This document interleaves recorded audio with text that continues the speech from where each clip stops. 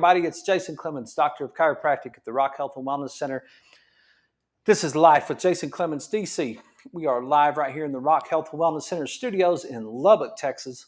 We're on 98.7 Walk by Faith Radio, 1420 AM, 987radio.com. We're on all of our social media pages, and we're here talking about health tonight to try to share as much information as we can with you so that you can be as healthy as possible. And got some articles for you tonight. Got a couple different ones. Dr. Murphy released a new one today. And you're not going to believe what it's about. It's about fish oil. I'm going to talk about it, but I'm going to talk about it different. So don't turn the channel off because you're like, oh no, he's going to talk about fish oil again. I want to talk about it in the context of fuel and activation, and I want to talk about it in the context of epigenetics. And I want to talk about what that actually means to us, what it actually means to us on a daily basis. That's what we're going to talk about tonight. But my mom had a hip replacement today. So craziest thing, she had 2 knee replacements over the last year, early part, May of last year, 24. She had her second knee replacement. And after that knee replacement, her hip just went...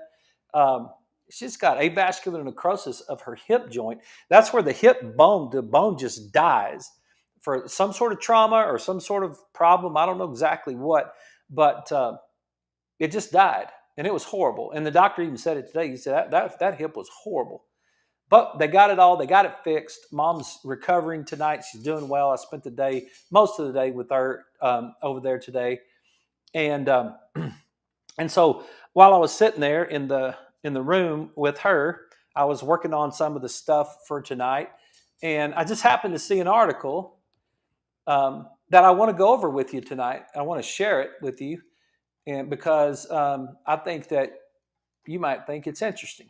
And I want to preface this by saying this: my job is to detect and correct subluxations. As a chiropractor in the state of Texas, and as a human being on Earth that has studied this stuff, that's my job. My job is to detect and correct. Detect where you have interference in your nervous system. If you want to know a little bit about what subluxation means, you could go back and watch the show that we did last night, Taking Health to Church, because I broke it down for you. That subluxation means being in a state less than light. And we are the light of the world. And it was a great message last night, I think. It's a great message for me from church, but it was a great message to remember that we are the light of the world. And so my job every single day is to detect and correct subluxations. Where do you have interference in your nervous system?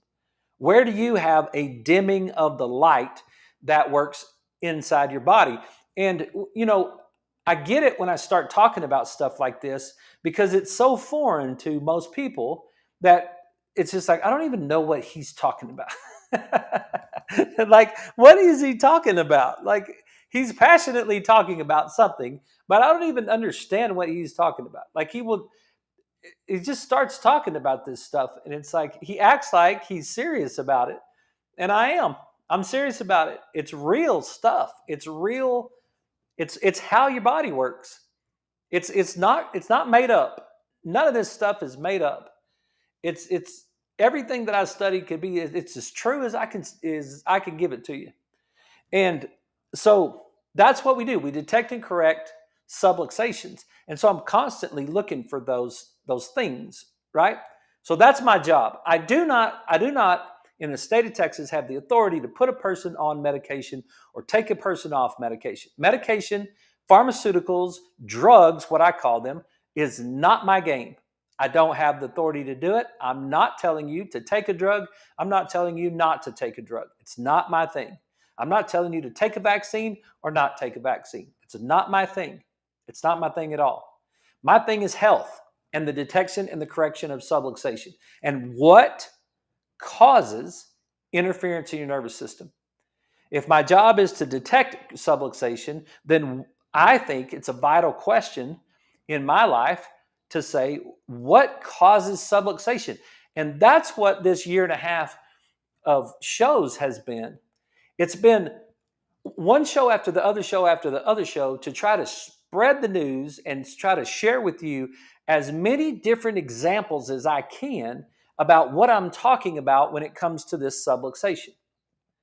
So I'm sitting there today, and I'm in Mom's recovery room, and I'm looking at my phone because I'm trying to get ready for the show tonight, and I get this article that pops up. It was actually a article on Twitter, and don't get fussy about it, and don't everybody just get all mad about it. But the article it says the effectiveness of the influenza vaccine during the 24-25 respiratory viral season. This was written by I don't know. It's got Cold Springs Harbor Laboratory, British Medical Journal, Yale. I don't know if they're the ones that do it or they're the ones that put on this MedRxiv. It's a preprint server for health sciences. This article is a preprint and has not been certified by peer review. It reports new medical research that has yet to be evaluated, and so it should not be used to guide clinical practice. Fair enough, okay? But I can tell you where it came from. It came from the Cleveland Clinic, and they okayed it. And so when they okayed it, to me, it's like, it's fair that these guys did a good job with it. And what does it say? So let's talk about what it says. It says this. The purpose of this study was to evaluate the effectiveness of the influenza vaccine during the 2024-2025 respiratory viral season. Did the flu vaccine work in 24-25? We had a hard year, right? Employees of the Cleveland Clinic in employment in Ohio on October 1st, 2024 were included. You're talking about 53,402 employees. I didn't even know the Cleveland Clinic had that many employees, but that's quite impressive. The cumulative incident of influenza among those in the vaccinated versus unvaccinated states was compared over the following 25 weeks. Protection provided by vaccination, analyzed as time-dependent covariant, was evaluated using Cox proportional hazard regression. Okay, whatever, that's scientific stuff for us right there, right? Hang on.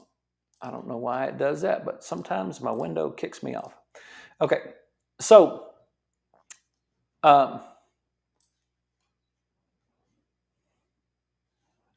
put it over there so I can see it better. Okay, so here's what they did.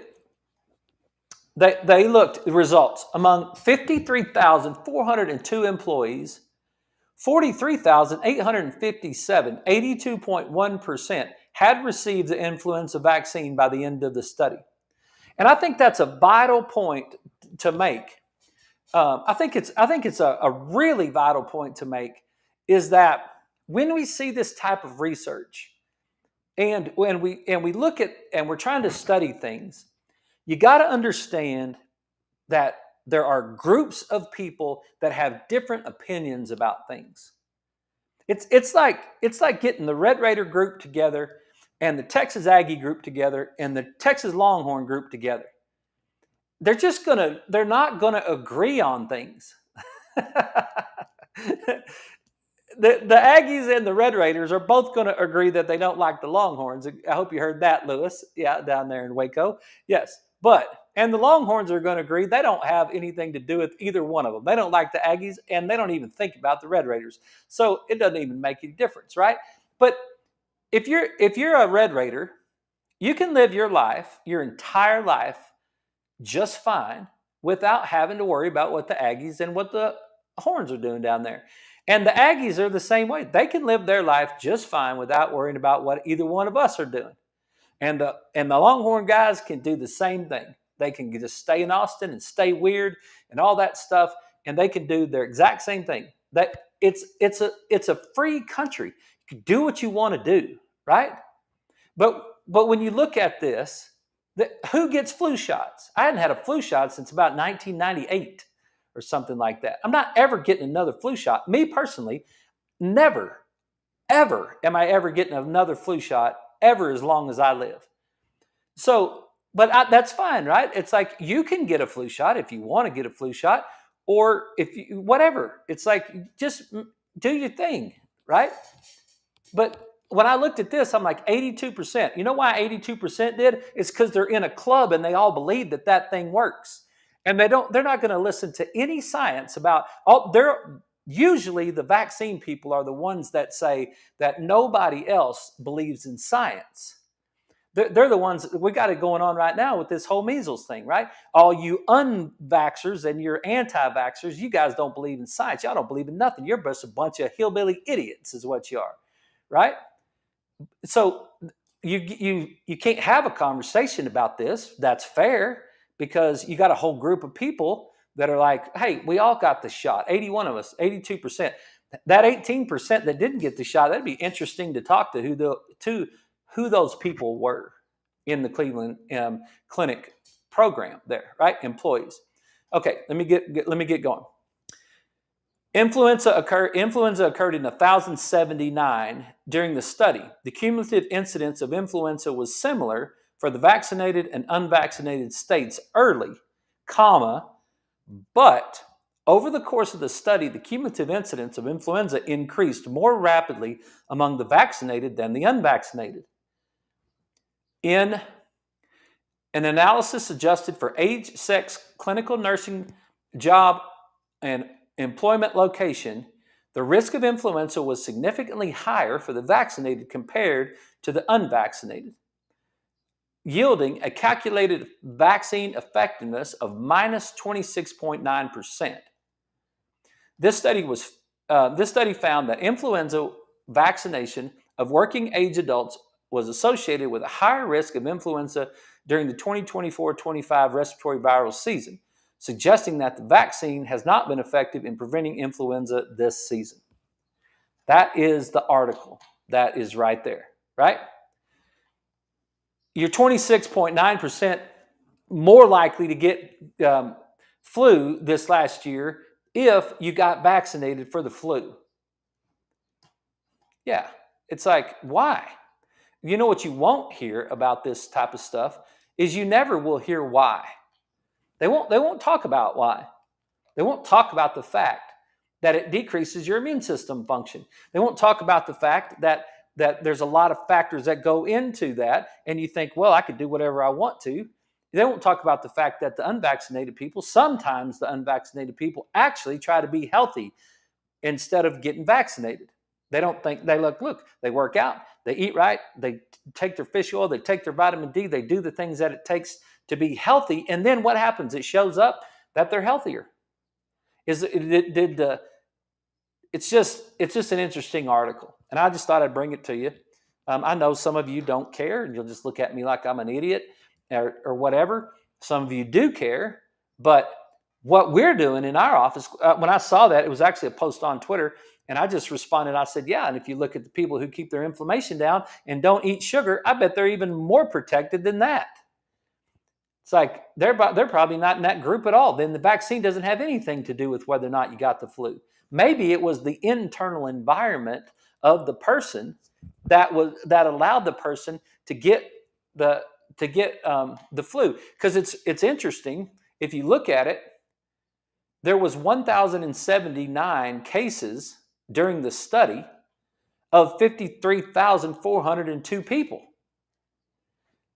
So if we just looked at the math on that, and we said, okay, there's 53,402 minus 53,402 minus 1,079. All you math wizards already had that figured out. There's 52,323 people during the initial part of the study that didn't get the flu, regardless of whether they were vaccinated or not vaccinated.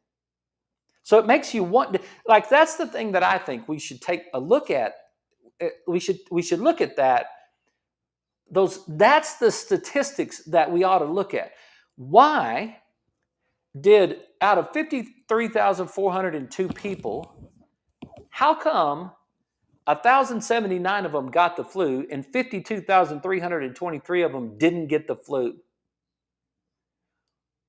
We should say, as a human being and as a race, as a people, as a population, we should say to ourselves, what was so special about the 52,323 people that didn't get the flu. How come they didn't get the flu? How come the 1,079 people got the flu?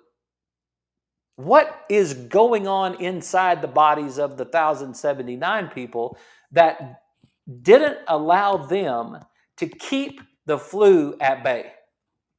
You're telling me that the 52,323 people never got exposed to the virus?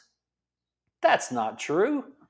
You're telling me that out of 52,000 people, those people walked around and lived and did all the same things that the 1,079 people did, except for some reason they didn't get exposed to the virus?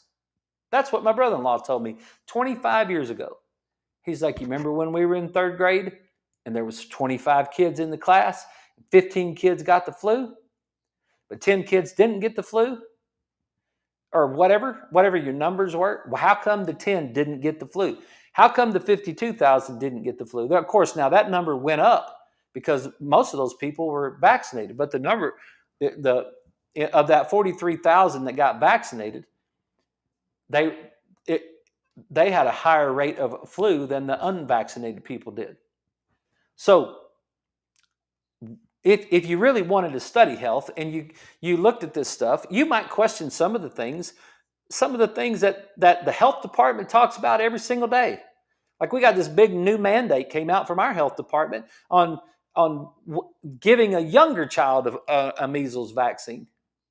It's like you shouldn't just wait till you're 18 months. You should get them all the way down to a year. We should get them even further down and give a younger child a vaccine. But if you listen to Dr. Edwards over at Veritas, then he'll say that, there's a mom that breastfeeds a child carries on immunity to the child until the child has enough immunity to fight off things on its own. It's like, okay, that might be a way we could do it. What if we kept the mom healthy and then the mom breastfed the child and then we kept the child healthy? Would we have a better chance of that? Because yesterday, like I mentioned it last night, we had another child die over the weekend, which is horrible, right? But there's 499 cases of measles and there's 497 cases that haven't passed away. What is it about those 497? That's what we do. In health, that's what we do. We don't vaccinate every child in the entire West Texas area and the earth because 2 out of 499 pass away. And I'm sorry. It's heart-wrenching that happened for those families. And that's why we do the show, to try to help those families. Don't feed your children's Pop-Tarts. Don't feed them Frosted Flakes in the morning before you send them to school. Don't load them up on sugar and decrease their immune system function. Don't load them up on omega-6 fatty acids and decrease their immune system function. And if you're thinking to yourself, like, what do you mean? Like, what do you mean? Don't load yourself up on omega-6 fatty acids. Feed them a peanut butter and jelly sandwich, right? Peanut butter, high omega-6s, jelly, high sugar, white bread, high sugar, insulin, increased glucose, decreased immune system. Now send them in the middle of out there to the world. And what happens? Those are the things we should be teaching our kiddos and our parents. We should be teaching our parents so that they can take care of our kiddos. And that's what the article is tonight. And this is, whoops, that's the wrong thing.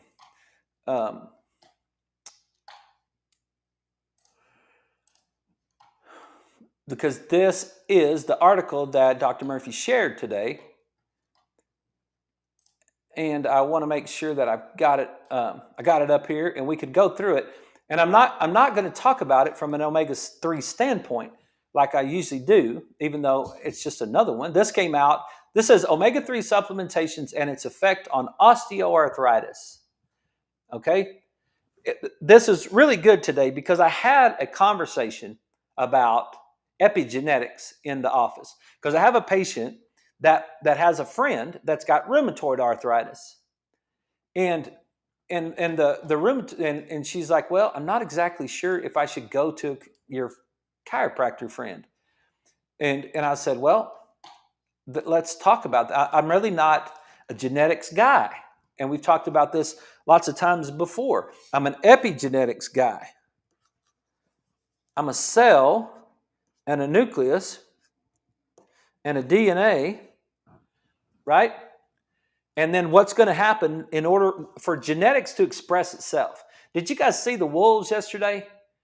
The first animal apparently that has ever been extinct, some white wolf that's 95, or what did they say, 99.5 or something like that. It's either 95 or 99.5% identical in its DNA to the current wolf that we have now. So this wolf was extinct like thousands of years ago. This white wolf was some certain kind of wolf.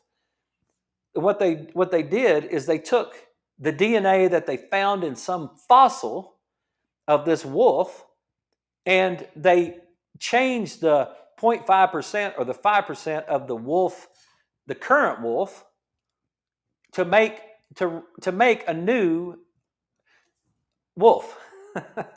Whatever, right?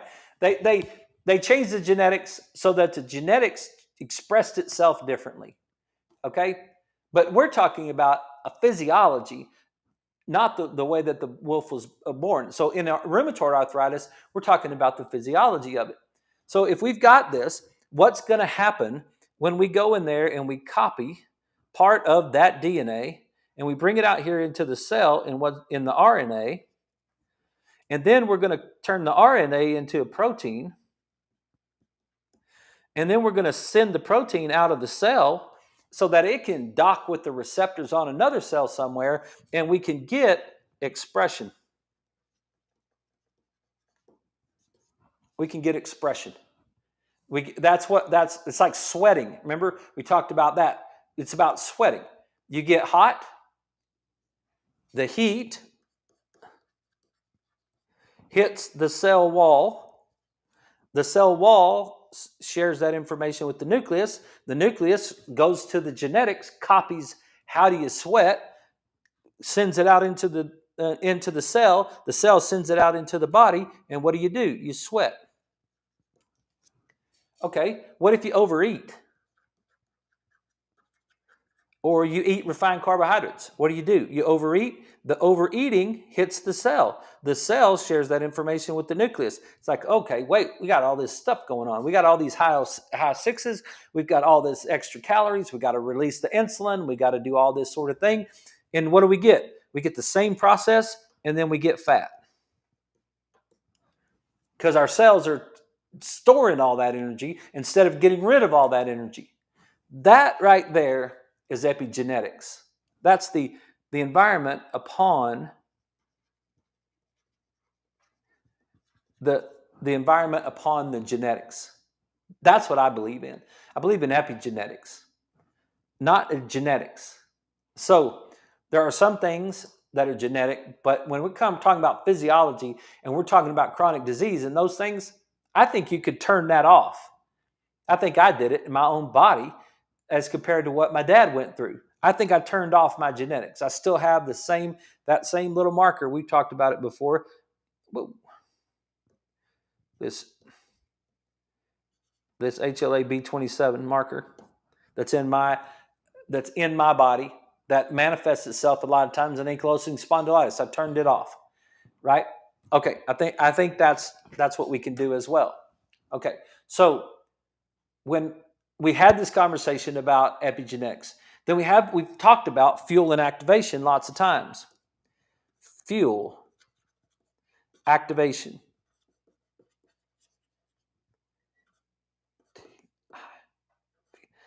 Yeah, it's ACT. You know how to spell activation. So we got fuel and activation. What is fuel? It's the nutrients that we give to the neuron that makes the neuron healthy. We went over that last week. Okay, so now what does our article today say? Our article today says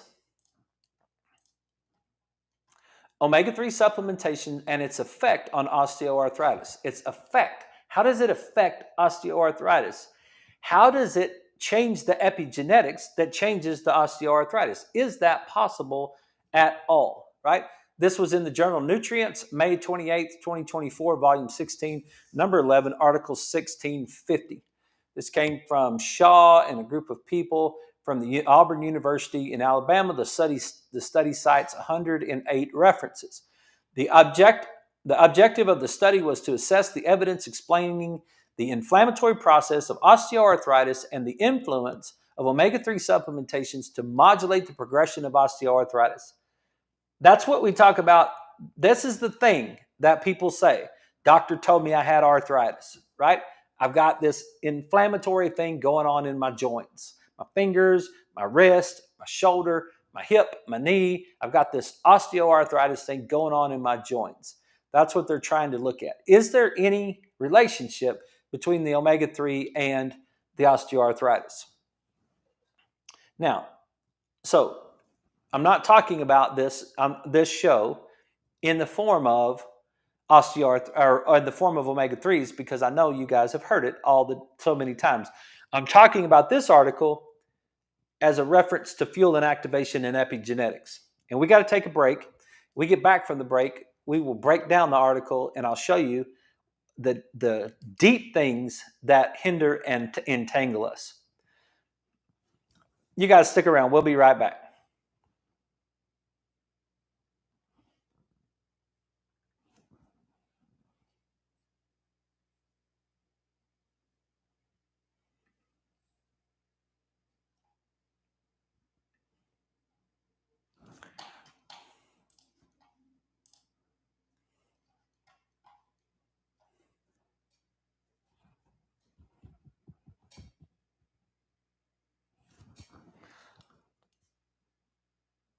So I got a question. What is your opinion of British osteopaths? They practice natural, drug-free, non-surgical health care. Their care includes manual therapy, functional biochemistry, light therapy, and more. Dennis, I don't really know the answer to that question. I don't know anything about British osteopaths. I could tell you that the history of osteopathy is very close to the history of chiropractic. Andrew Still was a contemporary of D.D. Palmer.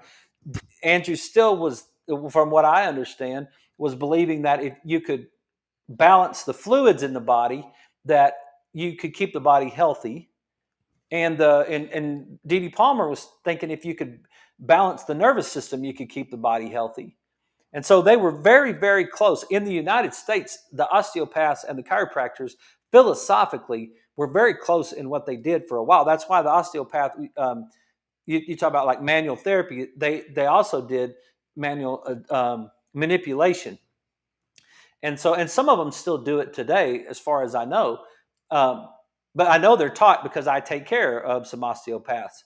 So I know that they're taught that in school.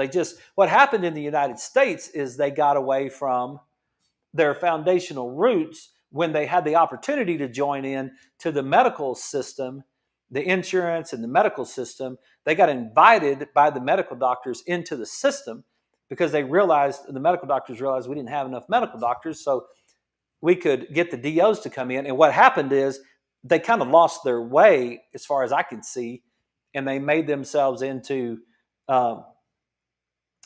basically medical doctors. You go to the DO or you go to the MD, and I don't think the DO could do surgeries, or at least not major surgery. They could do like a minor surgery, cut type of thing.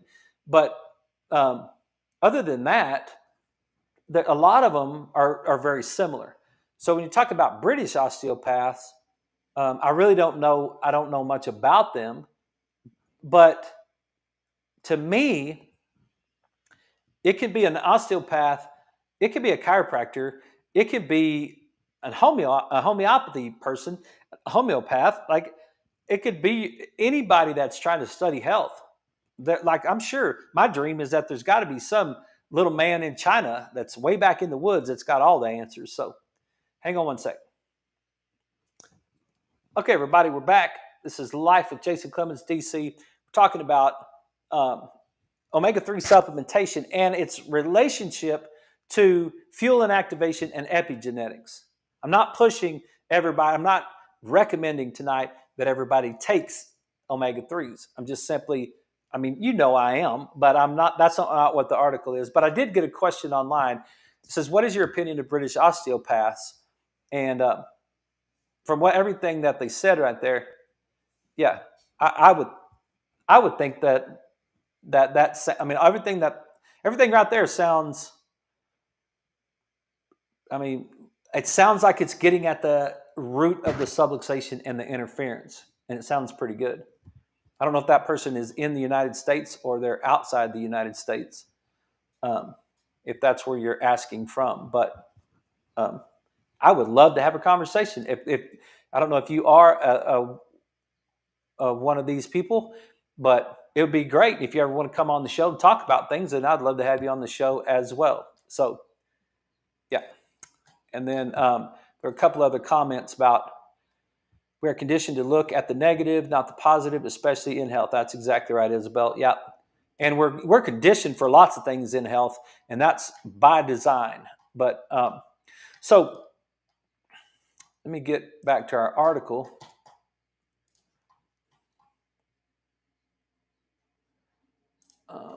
See where I put the article. There it is. Okay. So osteoarthritis is a degenerative joint disease characterized by the destruction of the articular cartilage, resulting in a pro-inflammatory response. Osteoarthritis is the leading cause of disability globally.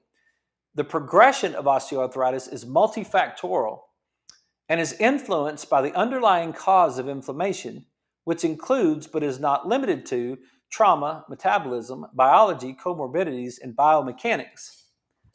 See, those are the things in the health world that we have to work on. When it says aging, above it says aging is the single greatest risk factor for the development of osteoarthritis in both radiograph and symptomatic presentations.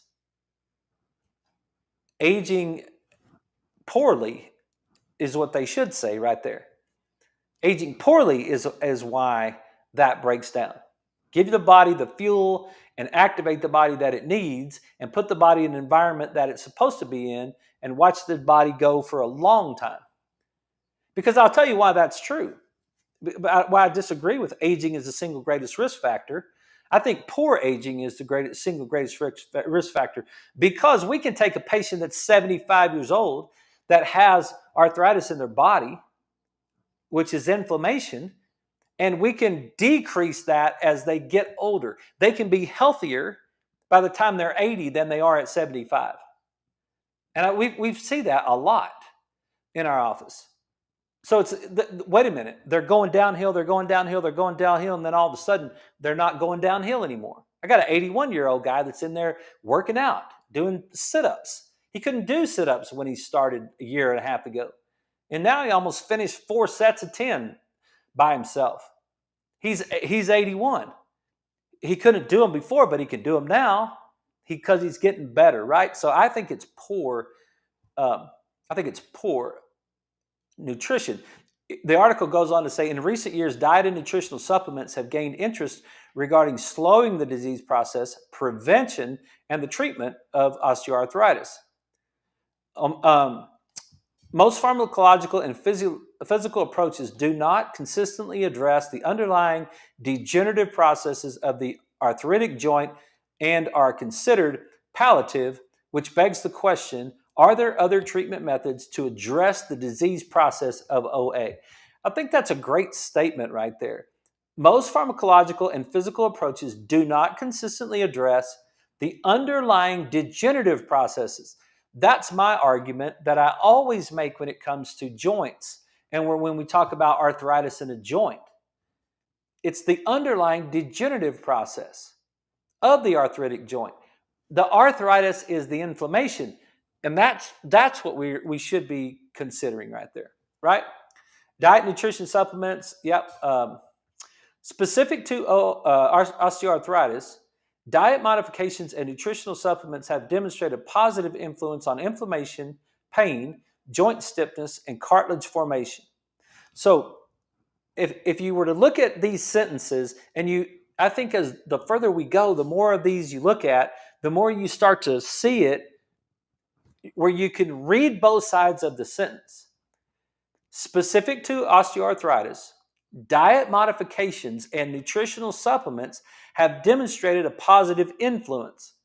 Okay, well, if diet modification and supplements have demonstrated a positive influence, we can also deduct from that statement that poor diet and lack of supplements can demonstrate a negative influence on inflammation, pain, joint stiffness, and cartilage. That's the epigenetics I'm talking about. You say, well, my mama had arthritis, and my daddy had arthritis, and my grandpa had arthritis, and I just got arthritis. Well, if you put yourself in the same environment that your daddy and your granddaddy were in, there's a good chance that your environment will manifest the same arthritis that runs in your family. But if you put yourself in a different environment than your dad and your granddad, or your mom and your grandmother, if you put yourself in a different environment from them, there's a lot of evidence that says that you won't manifest the same thing. Like, you actually will express in your physiology something that's different, right? So, articular cartilage is avascular and aneural connective tissue, which means it's without blood supply and without nerve supply. Connective tissue made up of chondrocytes that act as load-bearing tissue, absorb impact, and sustain shear forces applied to articular joints. Chondrocytes maintain cartilage matrix homeostasis by consistent matrix synthesis and degradation. So those chondrocytes are keeping everything cleaned up. Collagen represents 50% of cartilage tissue. Water is most responsible for the maintenance of cartilage and the lubrication of nutritional status in the cartilage. Within the water component of the tissue, inorganic salts are dissolved and allow for nutrients to move throughout the layers of the cartilage. You got to have that, right? You got to have those. We got to keep those joints hydrated, and we got to be able to move the fuel. Let me say it again. Within the water component of the tissue, the area of the tissue that has the water in it, inorganic salts are dissolved and allow for nutrients to move throughout the layers of the cartilage. That's the fuel that I'm talking about. If you have the proper fuel to the cells have a better chance of functioning. If we don't have the proper fuel to the cells, then the cells start to break down, right? This movement is necessary to provide nutrition to the deeper layers that contain more chondrocytes, which maintain the integrity of the cartilage. That's like one of the arguments that chiropractors make all the time. The movement of the joint keeps the joint healthy. If you could understand that, you would understand more than most people on the planet. It's the movement of the joint that keeps the joint healthy. It's not people say, well, you get adjusted all the time. Yes, I get adjusted every week. I have been getting adjusted since I was 17 in some form or fashion. I want to keep my joint, my spine moving. I don't want segments to lock up. I want my shoulders. When I'm working out, like we worked out this morning, took my mom to the hospital, dropped her off, couldn't do anything up there, just sit there by myself and wait for 4 hours or something. So I went and got Leslie. We came up here to the gym. We worked out. What did we do when we started the workout? We got one of those white PVC pipes, and we started doing shoulder movements and moving that PVC pipe over my head. And I'm thinking to myself, I'm 54 years old and I've got shoulder flexibility. And I thought to myself, when am I going to lose my shoulder flexibility? I mean, this is what I was thinking this morning, because I was thinking about it multiple times when I do that activity. I wonder if I'll still have my shoulder flexibility when I'm 60. I wonder if I'll still have my shoulder flexibility when I'm 75. I wonder if I'll have my shoulder flexibility when I'm 90. Well, if I keep my joints healthy, if I keep my joints moving and I keep the fuel and activation in the joint, the activation is the movement. If I keep the fuel proper to the joint, why would that joint wear out? Why? We've got so many joints. I don't even know what the number of joints is in the body. There's 206 bones. There's 605 muscles that we work on. I don't even know what the number of joints are. Why does a person die at 90 years old and some of the joints in the body are still healthy? Why do that person may have 50%, let's say, joints that are degenerative or have some sort of bone changes or something like that, right? The 50% of the joints, but the other 50% of the joints are functioning just fine. Like they may have some problems in their fingers, but they don't have any problems in their wrist. Or maybe they have problems in their fingers and their wrist, but their elbows work fine. Maybe their shoulders work fine. Maybe their TMJ works fine. Maybe their spine only has degeneration in certain segments, but the other segments are perfectly healthy. What's the difference between a 90-year-old C3, C4 segment that's completely healthy and a C5, C6 segment that's not completely healthy? You say, well, aging is the biggest part of osteoarthritis. Well, C3 and C4 aged at the same rate that, they were their same age as C5 and C6 was. How come those joints above it were healthy? How come the joints at C7 and T1 were healthy, but the C5-6 joint was worn out? I can tell you why. Because the movement is necessary to provide the nutrition to the deep layers that contain the chondrocytes, which maintain the integrity of the cartilage. Okay? Macrophages are the most abundant immune cells in the synovium, the fluid in the joint. Macrophages drive wound healing, debris clearance, and osteoclast inhibition. Osteoclast is bone breakdown cells. So macrophages drive the inhibition of osteoclast. Chondrocytes isolated from human osteoarthritis joints have demonstrated a reduction in mitochondrial electron transport chain complex 2 and 3 and a reduction in mitochondrial membrane potential. With progressive osteoarthritis, there is a reduction in mitochondrial reserve capacity, resulting in a reduction of ATP. The reason I am the #1 fan on earth, tied for it at least, there may be some others, but I'm at least tied for it. That cell, that nucleus, that same thing we just talked about, inside there, inside that cell is a mitochondria. That mitochondria makes ATP. That is the fuel of the inside the cell. This is the power plant.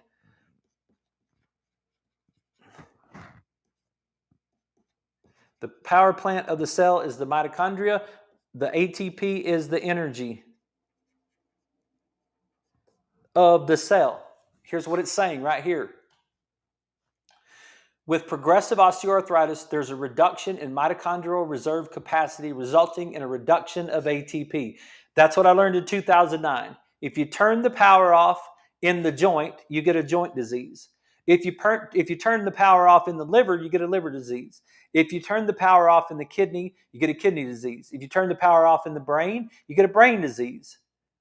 How do you protect the mitochondria? How do you do that? What is the cell wall made up of? 6s and 3s, 6s and 3s, 6s and 3s.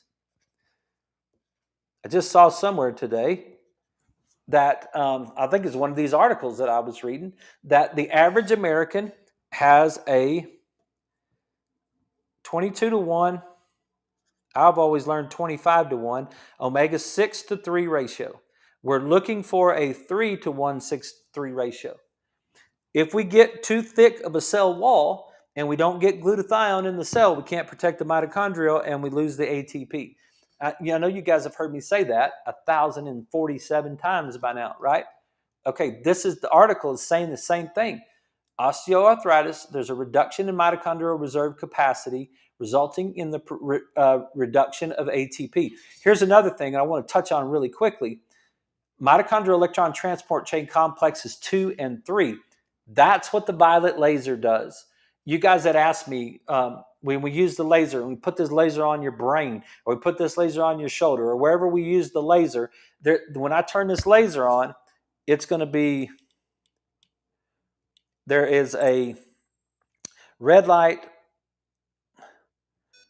there's a red light, and there's a violet light. I don't know if you can see that on TV, but there's two colored lights right there. There's a red light and there's a violet light. What the violet light is doing is it's activating the complexes, these 2 and 3 complexes of the mitochondria to help increase the ATP production.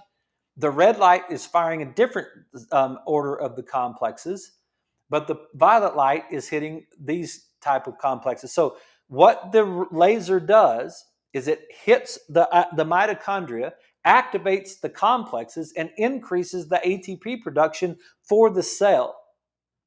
When it increases the ATP production for the cell, it gives the cell more power, so now the cell can function better. Because what happens when you have a reduction of ATP is you have a pathological process that starts to take place. You don't want to turn the power off. You don't want to dim the light. You want the light to shine bright. You want full power to the light. You want full power to the cell. Acute mechanical injury from high impact loading produces reactive oxygen species, which is something that attacks the mitochondria. You get mitochondrial swelling, changes in mitochondrial membrane, polarization, impairs cellular respiratory activity, and increases proton leakage, which can lead to load-induced chondrocyte death and post-traumatic osteoarthritis. That's the mechanisms underneath why your hands are all bad, or your wrists are bad, or your elbows or your shoulders, right? Inflammation is the articular cartilage of the articular cartilage is due to a change in the balance of cytokines that enhance a pro-inflammatory response and thus the progression of osteoarthritis. This is their pro-inflammatory cytokines, including interleukin-6, tumor necrosis factor alpha, interleukin-1 beta, will also stimulate a multitude of chemokines to cause a migration of additional pro-inflammatory cells to activate these catabolic or breakdown enzymes. What did you say? Yeah, inflammation is what we got to control there, right? This pro-inflammatory cytokines is one of the most abundant in the pathogenesis of osteoarthritis. 2 anti-inflammatory cytokines have a role in controlling osteoarthritis progression, interleukin-4 and interleukin-10. Diets with high omega-6 are correlated with inflammation, vasoconstriction, and blood clotting, which in response to acute inflammation, when in response to acute inflammation, are protective. Yet, when in excess, can result in uncontrolled inflammation and an ideal environment for tumor growth. Omega-6 arachidonic acid is derived from omega-6 fatty acids and converted to pro-inflammatory cytokines, prostaglandin E2 by COX enzymes. I'm laughing because I know that you guys that listen to the show all the time are like, oh my gosh, he's going to say it again. Like, he said it again. I can't believe he just said it again. I didn't say it. I'm just reading the article right here. I'm just reading the article that says omega-6, what I just say earlier. We're going to feed our kids peanut butter and jelly sandwiches for lunch. We're going to increase their omega-6 fatty acids. I'm not saying anything bad about peanut butter, just simply saying that when we have too much of it in excess, right? When in response to acute inflammation, can protect from infection. Exactly. I'm not saying that peanut butter is the devil. I'm saying that peanut butter has a high omega-6 content, period. That's all I'm saying with it. I'm not attacking peanut farmers or any of that stuff. I like farmers. I grew up on a horse farm. Like, I'm not anti-agriculture. I'm simply saying that we have gotten to the point where we are eating too many omega 6s. We're not taking enough omega 3s, and we're changing this environment that is controlling our expression. We're changing over here this environment. Here's the epi on the genetics, right? It's the environment upon the genetics. What is in the environment that's upon the genetics? Too many omega 6s. What does that do to the body? What does that do? There's a science behind it. There's a physiology behind it. It's not like I'm just making it up, right? I know you guys don't think I'm making it up. How could I possibly make this stuff up? I'm not this smart, right? I'm just reading these articles.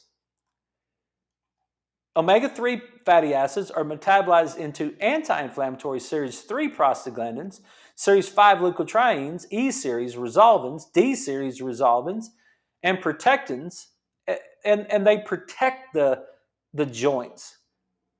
Resolvins mediate the macrophage response to inflammation. So I was just looking through some of my notes that I had saved over the years on my phone, and I just looked at this one right here. I was like, this is an article effects of effects. Where is it? Effects of omega-3 acids on immune cells. So, and you could come down here and you could just, on the part where it says macrophage function. Macrophages have a fundamental role as a part of the innate immune response.